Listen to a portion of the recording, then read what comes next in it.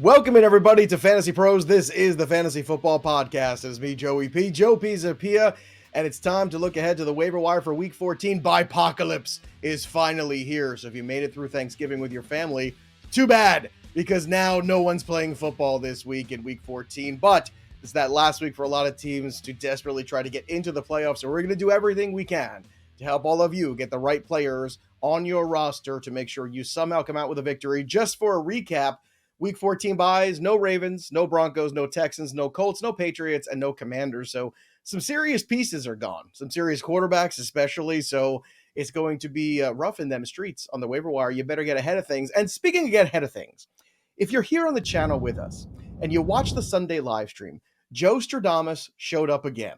I was talking with my good pal, Dbro, Derek Brown, and I said, now seems like a good time to pick up Jordan Mason. It's a game in the snow. 49ers are probably going to lose again. Maybe they just shut down McCaffrey and just call it a day at the end of things.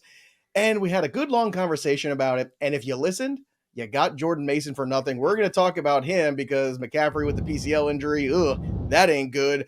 Pat Fitzmaurice, you're always good. You're such a good boy around the holidays too. Santa always comes to your house. But I want to ask you this.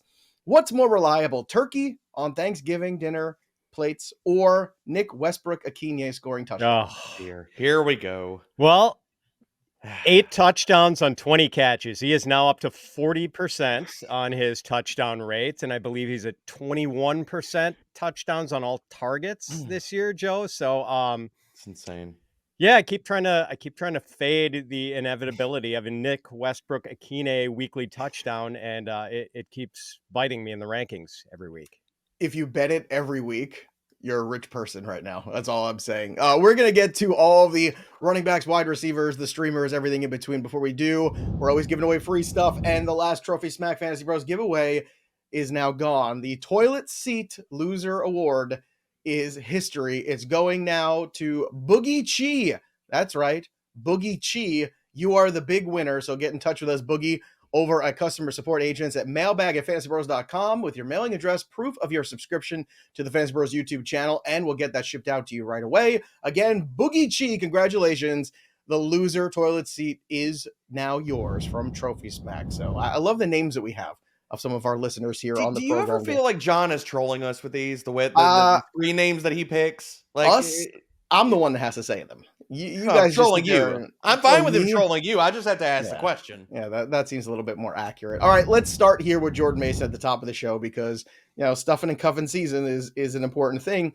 And Mason, I think a lot of us probably sat here, and Pat, we probably said to ourselves, most people who have CMC probably should have had Mason already in some fashion. Like if he had gotten dropped, you should have picked him up. If you were going into the season, you probably should have picked him up. We had talked about that in week 1 quite a bit. It's like, hey, look, if McCaffrey's not right, you might want to pick up Mason here just to give yourself a little bit of insurance. I talked about that on a Sunday show as well. So let's talk about Jordan Mason now through the rest of season. I understand, when you're just looking ahead the schedule here, 49ers are past their bye, so you don't have to worry about that. So you're going to get him every single week. And when he was playing, Pat, he was very solid. He was a guy that you could rely on for the most part. Now, he did have an injury of his own a few weeks ago he picked up, but yesterday, 7 carries for 53 in the snow. Coming up next, you get Chicago, the Rams, Miami Dolphins, and then Detroit in week 17. So let's talk about Jordan Mason and his value rest of season. I assume empty the clip kind of situation, whatever you got left. Yes, splash the pot like Teddy KGB and Rounders. It is an all-in situation here, I think. I despise the term league winner, Joe. Rosters win leagues, not individuals. But Jordan Mason can certainly be an invaluable piece to a championship roster down the stretch. Just think back to what he was when he was playing for the injured Christian McCaffrey earlier in the season, a no-brainer weekly top 5 running back in ECR every week. And now the run out for him. The 49ers' next 3 games are against the Bears, very bad against the run. The Rams, who have been getting completely ask Saquon Barkley about the Rams' run defense. And the Dolphins, also much better against the pass than the run. So the run out here looks great for Jordan Mason. The only question, Joe, I have is do the 49ers maybe get Isaac Guerendo somewhat involved? That was a good question to ask. And I apologize too, because I gave you the McCaffrey line. It was actually 13 for 78 for Jordan Mason there on that one. But the Guerrero was my follow-up question, so I'm glad you like launched right into it. So do you even throw in a little piece for Guerrero too? Yeah, I mean, the people who are sitting with under 50% of their fab and are inevitably not going to be acquiring Jordan Mason because they're going to get outbid by whoever's got a lot of fab and has been sitting on that little egg all season long.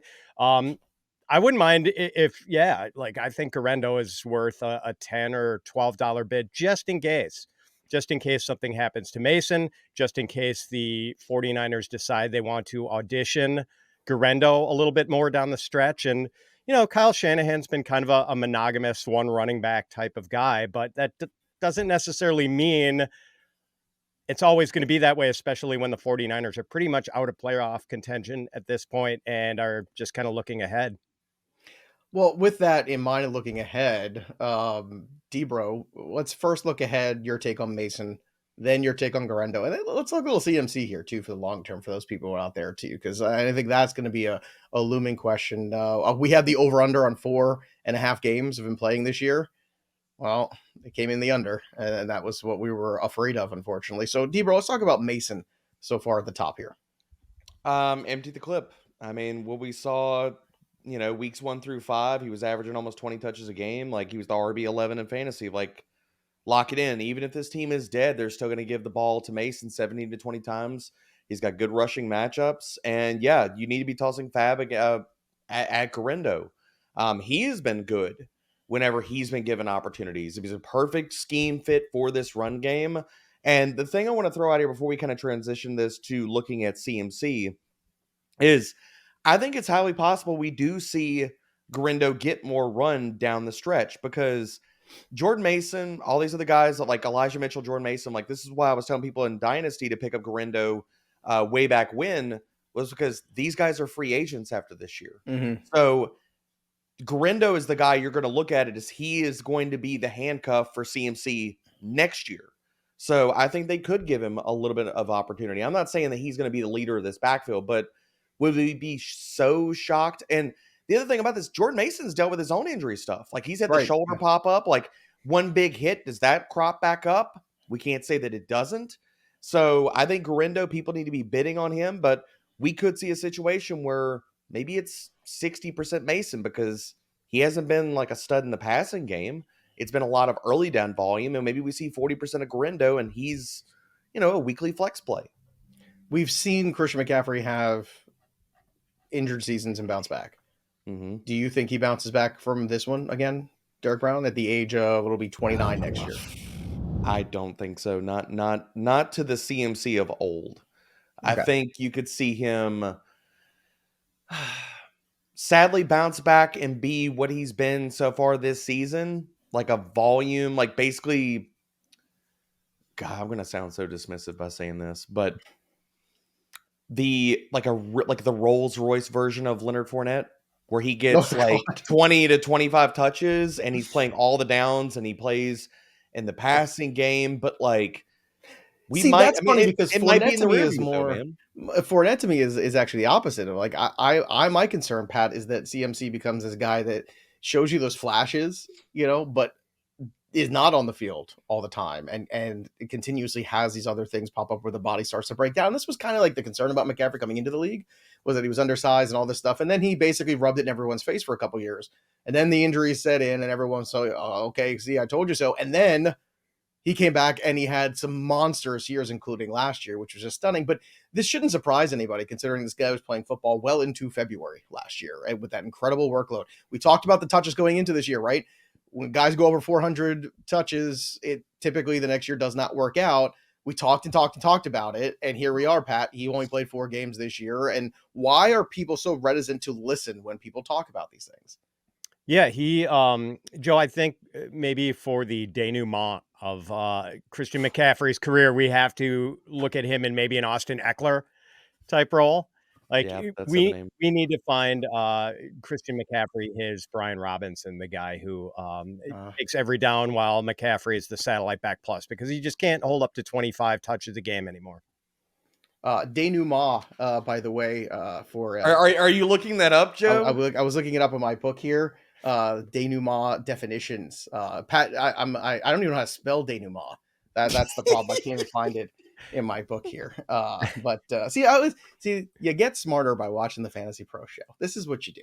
All right, so 49er fans, including the Welsh, look, you had a good run last couple of years, and this is what happens. But look at the Eagles. Look to the Eagles. You can rebound the next season and be good again. So all is not lost. Just don't lose hope. All right, let's get to the next folks on our discussion panel here for the running back position, because we got a couple other guys that are worth at least noticing. Before we do, quick reminder, make sure you head over to DraftKings Sportsbook, because the NFL season is rolling on, and the contenders are certainly separating themselves from the pack. And the best way to have some fun this NFL touchdown season is to bet the NFL touchdowns that players are making, because it is touchdown season, baby. So get in there and start placing your first bets today. Sign up over at DraftKings Sportsbook, an official sports betting partner of the NFL. And you could score big with DraftKings, the number one place to bet touchdowns, by downloading the app right now. Use that promo code FantasyPros. That's FantasyPros, one word. And new customers, you get 150 in bonus bets if your bet wins when you bet just $5 only on DraftKings. The crown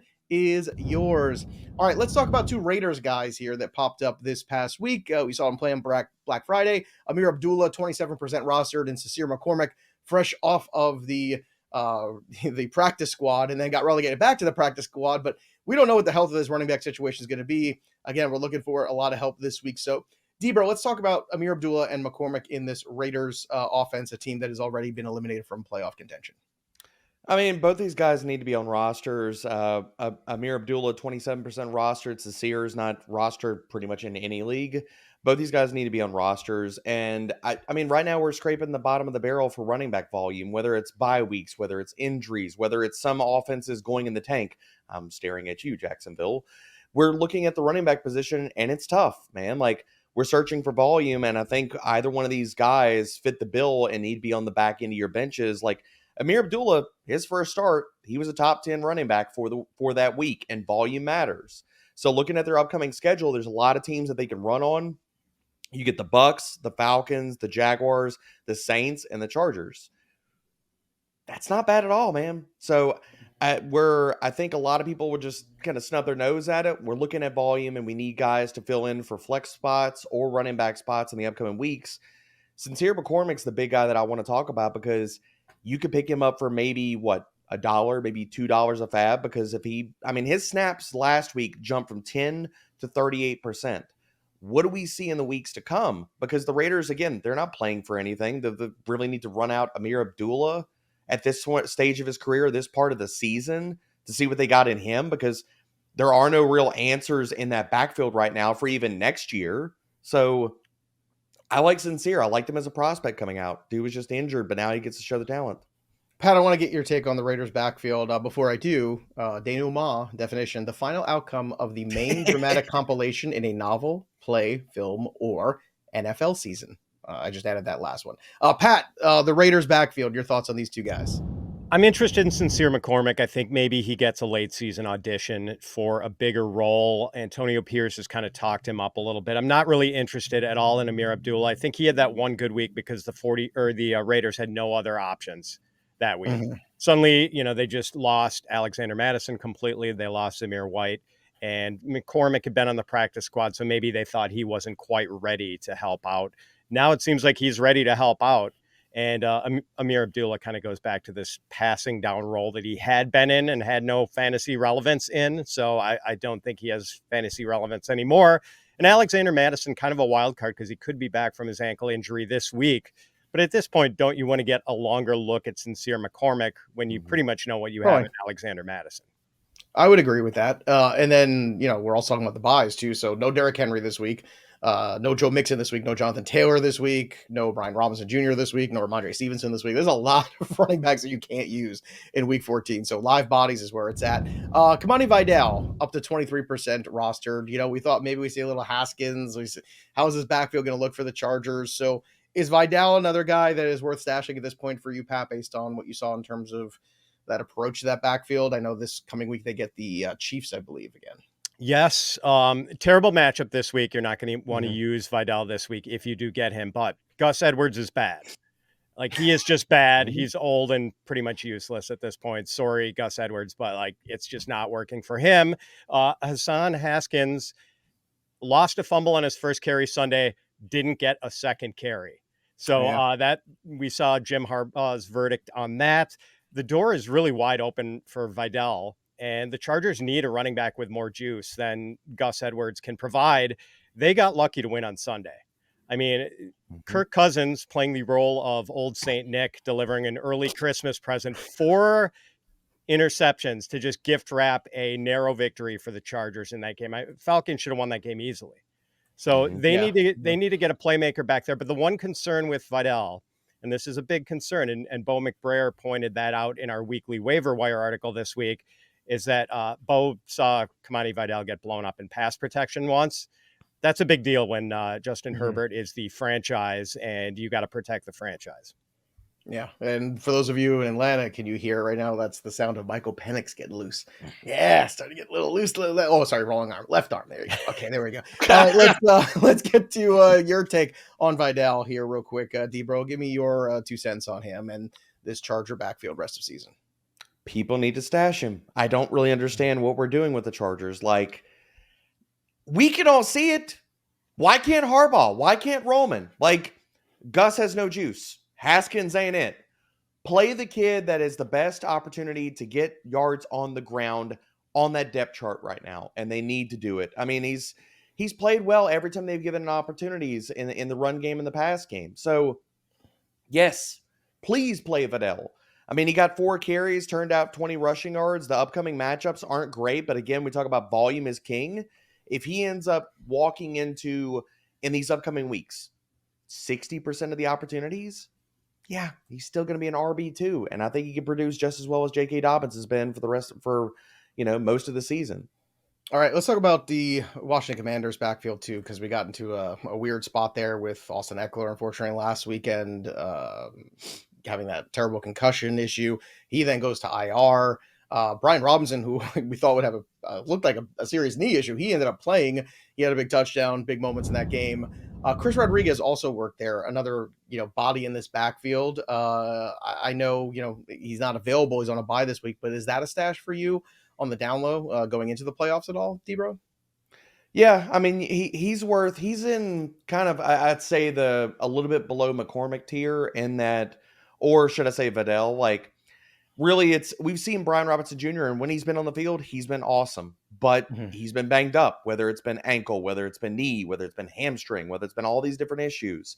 So Eckler to the IR, Jeremy Nichols, we know they're not going to unleash him in a full-time role or workhorse role. If anything were to happen to Brian Robinson Jr., like, do I want to chase last week's blowout production? No.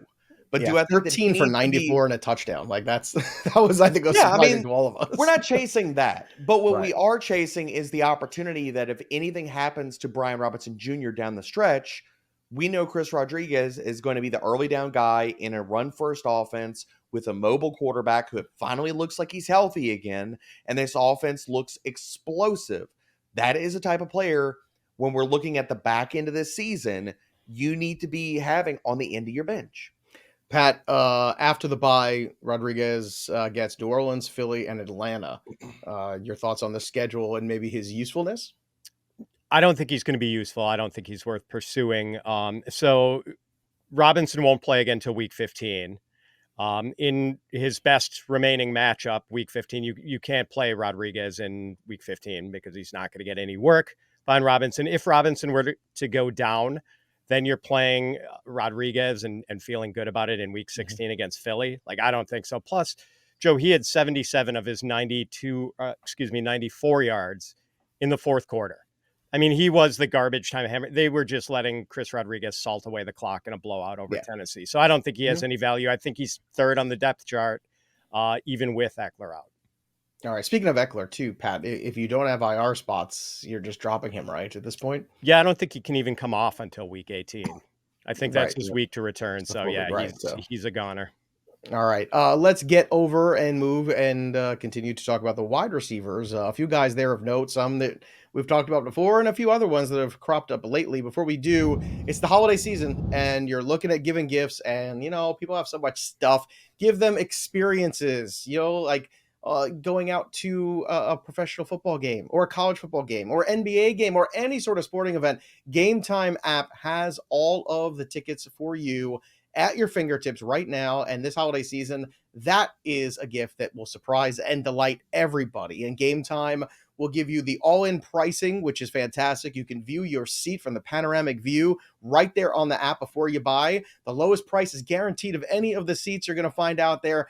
And of course, don't forget about the ticket coverage. Your purchase is covered with the most flexible customer service policy in the ticketing industry. And that is saying something, because the ticketing industry is rough. So whether it is concerts, comedy shows, theater events, or sporting events, Game Time has it all on lock for you. So take the guesswork out of buying tickets with the Game Time picks. Download the Game Time app right now, create an account, and use that promo code FantasyPros for $20 off your first purchase. Terms apply. Again, create an account and redeem the promo code FantasyPros, FantasyPros, for $20 off. Download Game Time today. What time is it? It's game time. All right, it's time to look at some wide receivers as well. Let's start with Adam Thielen, 50% rostered. The old man getting some spots here towards the end. And look at those plucky Carolina Panthers keep pushing everybody to the edge. I got to say, I love this. Like, I'm finding the Carolina Panthers entertaining on a weekly basis, covering everything, Dbro. I really am. Yeah, I mean, look, the Bryce Young playing better down the stretch. I don't know if any of us had that on their bingo card for the end of the season, but we're seeing it. So it's making all these guys relevant. And Adam Thielen, like, look, do I think that the upcoming matchups are good, or we need to be worried about, like, okay, do we need to flex him versus the Eagles or the Cardinals, which I don't understand how the Cardinals are playing this good as a defense, but they're doing it, so we need to respect it. But can you flex Adam Thielen versus the Cowboys, who since week 6 are allowing the highest PPR points per target? Absolutely. So looking at him down the stretch, I think he needs to be picked up, and I'm not going to play him in either one of those other two matchups, but against the Cowboys, yeah, I'm going to flex him there.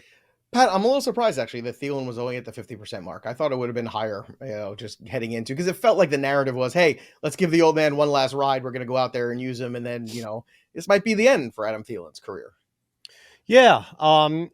Still useful, I think, Joe. Yeah. Like, he had over 100 catches last year for the Panthers and was a top 10 PPR wide receiver as late November for Carolina in 2023. So obviously he is a comfortable security blanket for Bryce Young.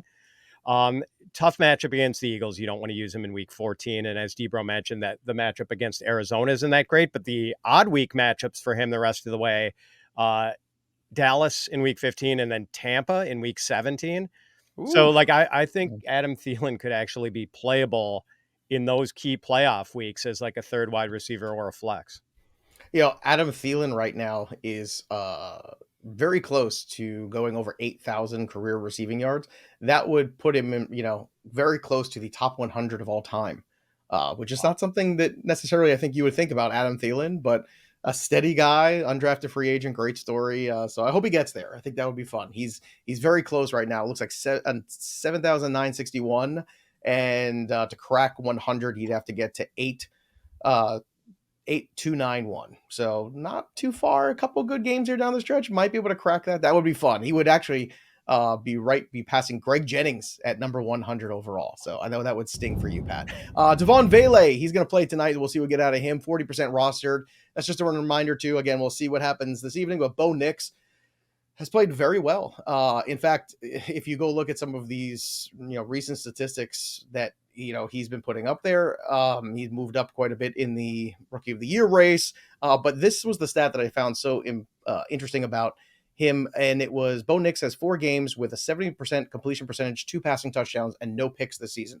That's tied with Dak Prescott for most by a rookie back in 2016. So he has really, turned that corner, and he has been very good for the Denver Broncos. And Vele, another one of these pieces. MVS, another piece that we've talked about a lot. 31% rostered. Again, threads the needle. The Taysom Hill injury. Dbro, I don't know what to say here about the Saints at this point. I don't know if I've ever seen anything like this where a team is just literally losing every player they have on offense. This is insane. It's crazy. I mean, they're having a hard time even fielding it like a roster, not even a competitive roster, like anybody that can go out there and run routes. That's why MVS keeps, and we've talked about it in the waiver wire article, and he's honestly been the Nick Westbrook-Ikhine Spider-Man gift, but he's getting it done deep passing. Like Ikhine is scoring touchdowns, well, so is MVS, and it's basically like, okay, well, he can't keep doing this, can he? And then he keeps doing it because they keep facing teams that struggle against deep passing. And so, yes, saddle up MVS. He needs to be a flex play again this week. There is literally no other team that is worse versus deep passing than the freaking New York Giants right now. They have allowed the 6th most deep passing yards and the highest deep passer rating this season. So while we keep saying it like with NWI, with MVS, you can't keep doing it. He's going to do it for one more week. NWI for life, baby. Speaking of, he can't keep doing this. Nick Westbrook-Ikhine is actually the next guy on the list. 27% rostered. Pat, he gets Jacksonville. Again, this is what I said last week, too. He gets Jacksonville this week, Cincinnati, Indianapolis, and then Jacksonville again. Oh, how many touchdowns is he going to have? How many is he going to have? Come on, Pat. Let's go. He's got 8 right now. Over this last stretch before we get to week 18, how many more TDs are we going to get? We're going to get 4 out of him? 5? What's left? He finishes at 10. He gets 2 more, finishes at 10.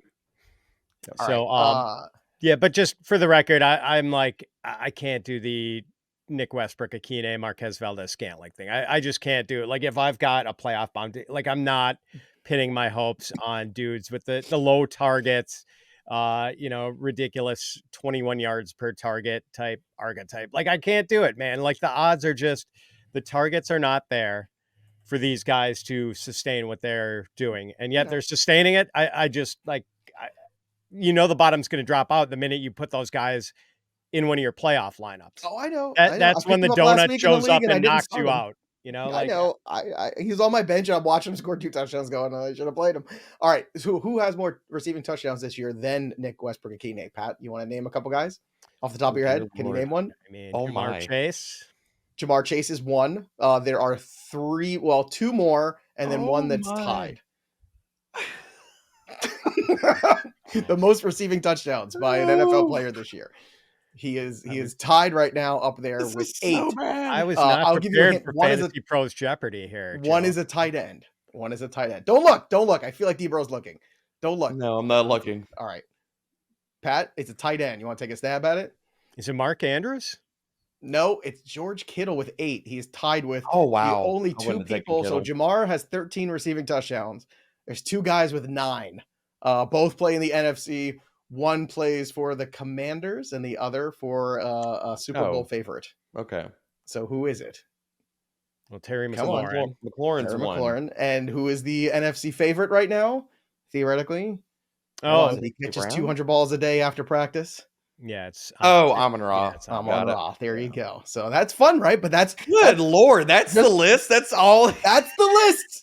That's the list. Chase with 13, McLaurin, that makes me feel like I need 9. to be more on Pat's side of it. Like, this can't keep up. But the thing is, I think it also speaks to how disappointing maybe receiving touchdowns have been this year for some of the bigger guys. That's fair. I mean, Mike Evans has 7, but he missed a few weeks. He missed a lot of time. And ironically, our disappointing Marvin Harrison Jr., he's got 7 too. He's right behind Nick Westbrook-Ikhine and George Kittle. Again, that's it. It's a short list. It's not been a prolific year. Like Justin Jefferson ain't on this. You got to scroll down to find him. He's at 5. So just saying, Nick Westbrook-Ikhine, sustainable? Probably not. Happening every week? Yes, it is. All right, let's get to another guy here. Brandin Cooks. Dbro, you threw him on this list today, so I want you to talk about him. What do you see that might be useful for him? I mean, it just comes down to the matchups, guys. Like the matchups that he gets upcoming. I'm not telling you that I want to invest in a Cooper Rush led passing attack, but Brandin Cooks, the matchups are awesome upcoming. Cincinnati, Carolina, Tampa Bay. Tell me which one of those secondaries that you should worry about. There is nobody. Mm-hmm. So I understand it's a gross name. I understand it's a gross passing attack. I understand the quarterback play is not going to be great.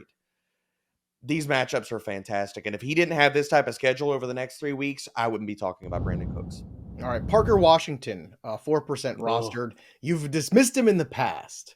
By the way, horrible hit Trevor Lawrence took. I mean, the guy just came back, and what a dirty It's hit. so messed up. You hate seeing that. Parker Washington was able to go out there and be fantasy productive, regardless of that. So, Pat, is that a guy in this tough week where we're missing so many players? Again, McLaurin out.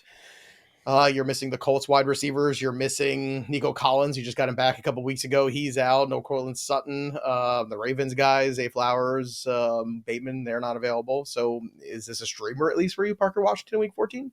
I can't get there, Joe. I just can't. Okay. I mean, it's Brian Thomas, it's Evan Engram. So he's a Okay. tertiary receiver in a pretty weak passing game. I'm not even going to try to spell tertiary. All right, let's go to a drop potentially. Ricky Pearsall.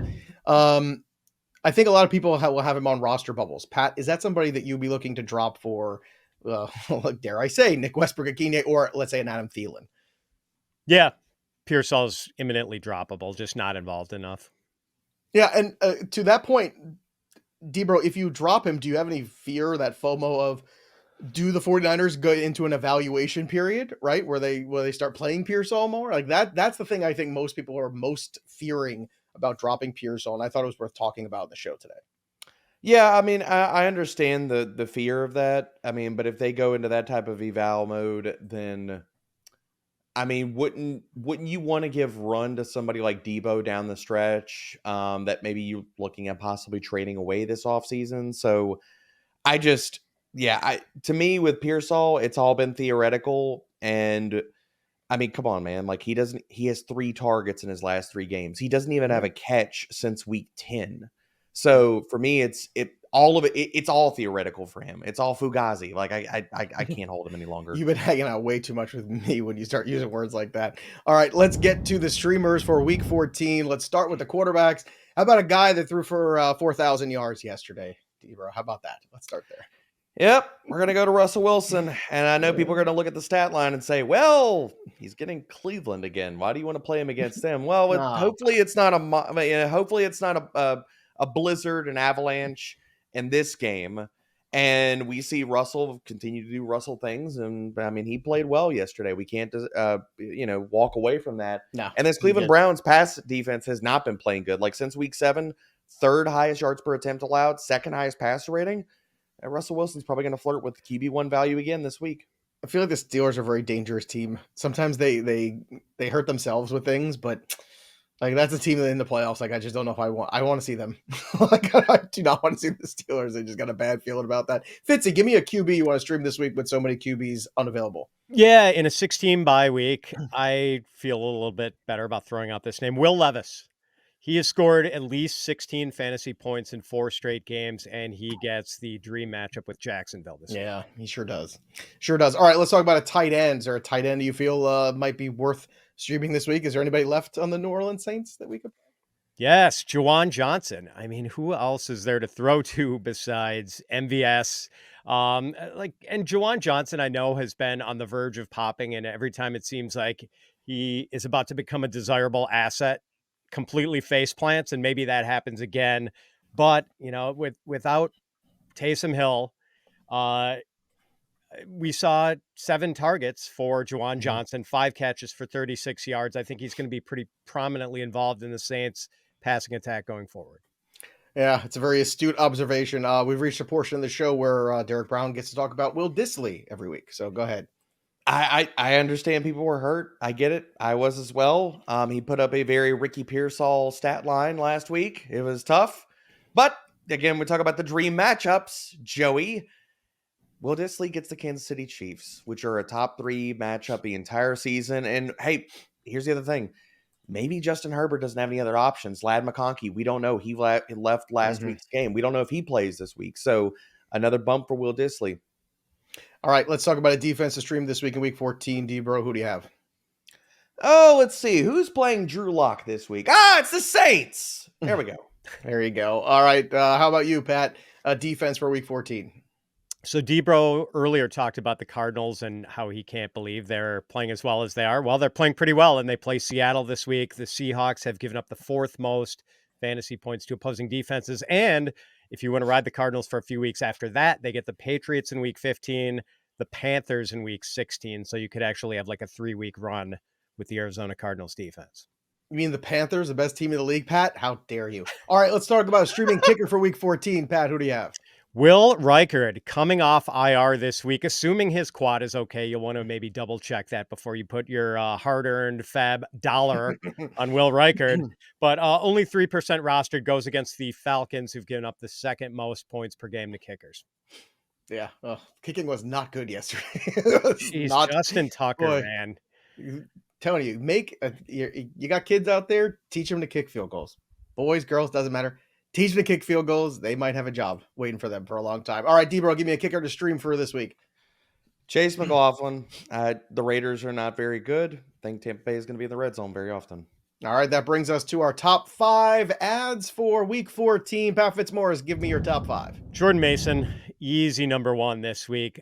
Kimani Vidal is second for me. Keon Coleman, who we didn't mention, but who's still under 50% rostered in Yahoo and probably some other site or league hosting sites. Also, Russell Wilson, number 4. Will Dissly at number 5, who still is fairly widely available. All right, so Mason, Vidal, Coleman, Wilson, and Dissly. Dbro, who do you have for your top 5 this week in 14? Mason is number 1, easily runaway number 1. Vidal is number 2. Will Dissly is number 3. I am going to chase the MVS with number 4 as a possible flex play, and then Sincere McCormick is number 5. No love for Nick Westbrook-Ikhine. What does this guy have to do? We need to How get many you a touchdowns t-shirt. does he have? We need to get you a t-shirt, Joey. Man, I'm going to be able to retire just rolling over my bets every week on Nick Westbrook-Ikhine to score a touchdown. Have you actually bet his anytime? Have you bet actually, it's funny. My cousin did, based off of a conversation that I had on the TV this morning. Yesterday morning, and she won a bunch of money on it. So. I mean, is it like minus 200? No, the thing is not. It was plus 2 something.